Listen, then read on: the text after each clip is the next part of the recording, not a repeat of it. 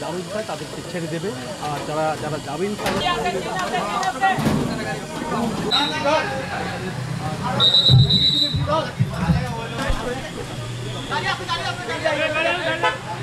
নামাজ পড়তে গেছি, নামাজ পড়ে যখন আসলাম হঠাৎ এখান থেকে অ্যালার্ম বাজছে। অ্যালার্ম বাজার পরে কিছু সাউন্ড শুনতে পাইছি, আওয়াজ ধরেন আপনার কয়েদিদের আওয়াজ হবে, উত্তেজনা বেশি। তারপর পরে আমরা শুনতে পাইছি গোলাগুলি, যেভাবে হোক গোলাগুলি হয়েছে না কি ফায়ারিং হয়েছে। এখন এখানে ভিতরে হতাহত হয়েছে না কি হয়েছে ওটা আমরা জানি, আমরা শুনতে পাচ্ছি। এরপরে আস্তে ধীরে যখন এখানে বেশি পরিস্থিতি খারাপ অবস্থা, আর্মি আসছে, আমরাও ছিলাম।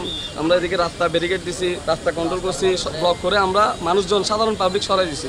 এরপর আস্তে আস্তে এটা নিয়ন্ত্রণে আসছে। এরপরে আপনার গণমাধ্যম কর্মীরা ছিল, ওনারা এখানে ভিতরে মিয়া সাহেব যারা আছে জেলার, ওদের সাথে কথা বলার পর ওনারাই বলতে পারবে ভিতরে হতাহত কী হয়েছে না হয়েছে, কিন্তু আমরা তো জানি না। আমরা সাধারণ আমরা যা শুনতে পাইছি কানে তাই বলতে পারবো, আমরা চোখে ভিতরটা দেখিনি। আমরা তো এখানে নামাজ পড়ে আসছি, আসবার ফলে দেখতেছি যে ঘন্টা বাজছে, ঘন্টা বাজার পরে অনেকক্ষণ ফায়ার হয়েছে। হ্যাঁ, সিল্লাপাল্লা অনেকক্ষণ ফায়ার হয়েছে। তারপর আমাদের সরাই দিকে তোমরা ট্রাফিকের লাইন দায়িত্ব পালন করো, আমরা এদিকে দিকে ট্রাফিকের লাইন দায়িত্ব পালন করছি। মানে পরে আধা ঘন্টার উপরে গোলাগুলি চলছে।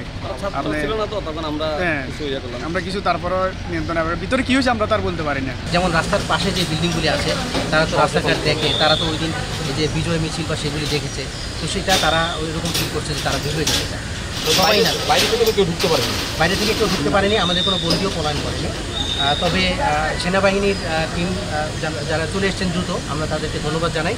এবং আমরা ফিল করছি যে সেনাবাহিনীর যদি সহযোগিতা থাকে, উপস্থিতি থাকে কয়েকটা দিন, ইনশাআল্লাহ অসুবিধা হবে না। কারাগার কোনো একটা প্রতিষ্ঠান, বিশেষ করে চট্টগ্রাম কেন্দ্রীয় কারাগারে জঙ্গি এবং দুর্ধর্ষ অপরাধী সহ বিভিন্ন মামলায় অনেক রকম বন্দী আছে।